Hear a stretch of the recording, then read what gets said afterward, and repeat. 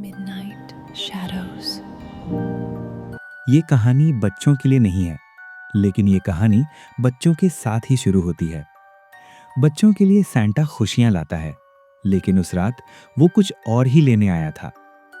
नमस्कार दोस्तों, आप देख रहे हैं मिडनाइट शैडोज। चलिए शुरू करते हैं। केरला के कोची शहर में क्रिसमस रात की पार्टी चल रही थी। वो रात जिसका इंतजार जेसी पूरे साल करती थी। हर साल इस दिन घर अलग ही लगता था, जैसे वो घर नहीं, कोई सपना हो। बालकनी पर टिमटिमाती लाइट्स हवा के साथ हिल रही थी। खिड़कियों पर लाल हरी सजावट चमक रही थी। अंदर से हंसी, बातों और बर्तनों की आवाजें आ रही थी। मम्मी केक काटने की तैयारी कर रही थी। पापा मेहमानों से बातें करते हुए बार बार हंस रहे थे। और बच्चे बच्चे पूरे घर में दौड़ते फिर रहे थे। हर किसी के मुंह से बस एक ही बात निकल रही थी, सैंटा आने वाला है। लेकिन जैसी बाकी बच्चों जैसी नहीं थी। वो भी हंस रही थी, तालियां बजा रही थी, लेकिन उसकी आंखों में खुशी से ज्यादा उत्सुकता थी। एक अजीब सी जिद, एक सवाल जो हर साल उसके मन में रह जाता था। उसे सच में जानना था, सैंटा होता कैसा है? क्या वो सच में हंसता है? क्या उसकी आवाज गहरी होती है? और सबसे जरूरी, क्या वो सच में असली होता है? उससे पहले सिर्फ तस्वीरें देखी थीं, किताबों में, टीवी पर।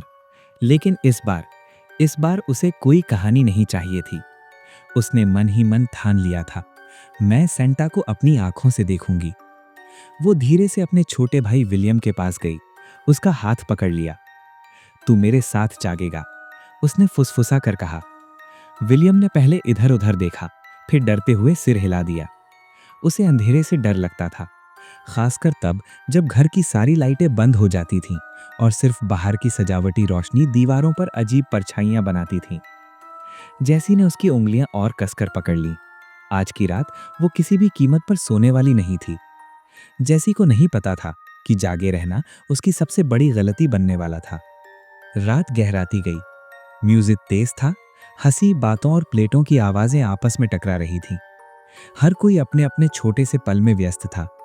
फिर अचानक घर के अंदर एक अजीब सी खामोशी फैल गई। इतनी अचानक कि किसी को समझ ही नहीं आया कि क्या बंद हुआ और क्यों। म्यूजिक रुक गया, बातें अधूरी रह गईं, जैसे किसी ने हवा से आवाज खींच ली हो। कुछ सेकंड तक कोई कुछ नहीं बोला, और तभी मुख्य दरवाजा अपने आप खुल गया। किसी ने चीख नहीं मारी, क्योंकि दिमाग अभी तक ये तय ही नहीं कर पाया था कि डरना चाहिए या नहीं। सबकी नजरें एक ही दिशा में टिक गईं। दरवाजे पर सैंटा खड़ा था, लाल सूट, सफेद दाढ़ी, कंधे पर बड़ा सा बैग। कुछ पल के लिए सबको लगा, ओह, सरप्राइज होगा। जैसे कि मम्मी ने पापा की तरफ देखा, धीरे से पूछा, हमने किसी को बुलाया था क्या? पापा ने कहा, नहीं, मैंने तो नहीं। मम्मी ने फिर दरवाजे की तरफ देखा, तो ये कौन है? लेकिन वो सवाल हवा में ही रह गया, क्योंकि तभी कुछ ऐसा दिखा जो सही नहीं था, बहुत गलत। सैंटा आगे बढ़ा, लेकिन वो चल नहीं रहा था। उसके पैर जमीन को छू ही नहीं रहे थे, जैसे वो फर्श के ऊपर हल्का सा तैर रहा हो। किसी के मुंह से आवाज नहीं निकली, क्योंकि आंखें उस चीज को स्वीकार नहीं कर पा रही थी जो वो देख रही थी। जैसी का दिल तेज धड़कने लगा। उसने विलियम की तरफ देखा, उसका चेहरा सफेद पड़ चुका था। सैंटा ने धीरे धीरे सिर उठाया, बच्चों की तरफ देखा और मुस्कुराया। पर वो मुस्कान खुशी की नहीं थी, जैसे किसी चेहरे को मुस्कुराना याद नहीं, बस करना पड़ रहा हो। हो, उसकी आवाज घर में गूंजी, लेकिन उस आवाज में ना गर्मजोशी थी ना हंसी। किसी ने ताली नहीं बजाई, किसी बच्चे ने खुशी से उछलना नहीं चाहा। सब बस खड़े थे, देख रहे थे, और पहली बार घर में यह एहसास फैल चुका था, ये सैंटा बुलाया नहीं गया था। फिर उसने बोलना शुरू किया। उसकी आवाज बहुत धीमी थी, इतनी धीमी कि कमरे में खड़े कुछ लोगों को शायद सुनाई भी नहीं दी, लेकिन बच्चों ने सुना। जैसी जैसी का पूरा शरीर सिहर गया। विलियम विलियम की उंगलियां कसकर जैसी की बाह में धंस गईं, इतनी जोर से कि जैसी को दर्द हुआ, लेकिन वो हिली नहीं। उसके दिमाग में एक ही सवाल गूंज रहा था, उसने नाम कैसे जाने? किसी ने बताया नहीं था, किसी ने पुकारा नहीं था। सैंटा आगे बढ़ा, पहले एक कदम, फिर दूसरा, या शायद वो कदम भी नहीं था, बस दूनी कम हो रही थी। वो इतना पास आ गया कि उसकी दाढ़ी से आती सड़ी हुई बदबू अब छुपाई नहीं जा सकती थी। जैसी ने सांस रोक ली। सैंटा ने अपने कंधे से बैग उतारा, बैग का मुंह अपने आप खुल गया। अंदर से दो चॉकलेट निकली। एक जैसी की तरफ बढ़ी, एक विलियम की तरफ। चॉकलेट चमक रही थी, रैपर साफ था। जैसी के दिमाग ने एक पल के लिए सोचने की कोशिश की, शायद मैं ज्यादा डर रही हूं। तभी आवाज आई, खाओ, सेंटा ने कहा। आवाज नर्म थी, बहुत ज्यादा नर्म, लेकिन उसकी आंखें आवाज के साथ नहीं चल रही थीं। जैसी का हाथ कांपने लगा। उसने चॉकलेट नहीं ली। उसने पीछे देखा। मम्मी, पापा दोनों वहीं खड़े थे, देख रहे थे, सांस ले रहे थे, लेकिन हिल नहीं रहे थे, जैसे उनके शरीर को किसी ने थोड़ी देर के लिए रोक दिया हो।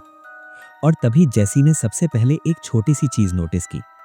सैंटा की मुस्कान थोड़ी देर से हिल रही थी, फिर दाढ़ी हिली, जैसे वो दाढ़ी चेहरे का हिस्सा न होकर उसके ऊपर रखी गई हो। त्वचा हल्की सी लहराई, जैसे अंदर कुछ हिल रहा हो। उसकी आंखें धीरे धीरे पूरी तरह काली हो गईं, ऐसी काली कि उनमें रोशनी का कोई अक्स नहीं था। और फिर उसका मुंह, वो फैलने लगा, धीरे नहीं, गलत तरीके से। इतना कि वो इंसानी नहीं रह गया, इतना कि अब दिमाग के पास इसे झुठलाने का कोई रास्ता नहीं था। जैसी के होंठ खुले, लेकिन आवाज नहीं निकली। अगले ही पल बच्चों की चीखें घर में गूंज उठी। इस बार किसी को समझाने की जरूरत नहीं थी कि ये क्या है। अब सब जान चुके थे, लेकिन असली डर अभी शुरू नहीं हुआ था। जब बच्चों की चीखें अचानक खामोशी में बदल गईं, मम्मी पापा और बाकी के आए हुए मेहमान जैसे किसी झटके से जागे। जैसी का नाम पहले धीमे से पुकारा गया, फिर थोड़ा ऊंचा, और फिर पूरे घर में गूंजता हुआ। लेकिन जवाब कहीं से नहीं आया। पापा ने सबसे पहले बच्चों के कमरे की तरफ दौड़ लगाई। मम्मी रसोई में भागी, फिर बाथरूम, फिर सीढ़ियां। घर के हर कोने में बस एक ही आवाज थी, जैसी, विलियम। लेकिन घर घर खाली लगने लगा।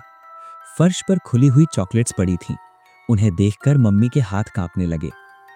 ये वही चॉकलेट्स थीं जो उन्होंने कभी खरीदी ही नहीं थी। घर में आए हुए सब मेहमान परेशान थे और अपने बच्चों को ढूंढ रहे थे। पापा दरवाजे की तरफ भागे, बाहर निकलकर चारों तरफ देखा, लेकिन गली खामोश थी। क्रिसमस की रात की वो गर्माहट अब कहीं नहीं थी। बस दरवाजे के पास गीले पैरों के निशान थे, जो जमीन से शुरू होकर सीधे ऊपर छत की तरफ जा रहे थे। पुलिस को बुलाया गया। पूरी रात घर में लोग आते जाते रहे। सवाल पूछे गए, बयान लिखे गए, लेकिन एक सवाल का कोई जवाब नहीं था। वो सैंटा कौन था? अगले कई दिनों तक जैसी और विलियम की तलाश होती रही। स्कूल, चर्च, आसपास के घर, हर जगह, लेकिन बच्चे कहीं नहीं मिले। कुछ दिनों बाद पुलिस ने बताया कि ये कोई किडनैपिंग नहीं लगती। कोई दरवाजा टूटा नहीं था, कोई संघर्ष नहीं हुआ था, जैसे बच्चे बस गायब हो गए हों। मम्मी पापा ने सैंटा के बारे में पूछना शुरू किया, पड़ोसियों से, चर्च के बुजुर्गों से, पुराने लोगों से। और तभी एक बूढ़ी औरत ने धीमी आवाज में एक बात कही, ये पहली बार नहीं हुआ। उसने बताया कि कई साल पहले भी इसी तरह क्रिसमस की रात बच्चे गायब हुए थे। हर बार चॉकलेट्स बची थीं, और हर बार लोगों ने उसे सिर्फ एक अफवाह समझ लिया। मम्मी को उसी रात एक पुरानी किताब मिली, चर्च के स्टोर रूम में। उसमें एक लाइन बार बार लिखी थी, जो जागते रहते हैं उन्हें वो चुनता है। उस रात के बाद मम्मी पापा ने कभी क्रिसमस नहीं मनाया।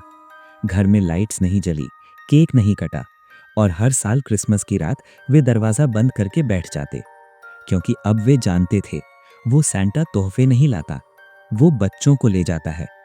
और अगर क्रिसमस की रात कोई दरवाजा खटखटाए तो याद रखना, हर सैंटा इंसान नहीं होता। और अब सवाल ये नहीं है कि वो सैंटा कौन था, सवाल ये है कि अगली क्रिसमस वो किसके दरवाजे पर आएगा।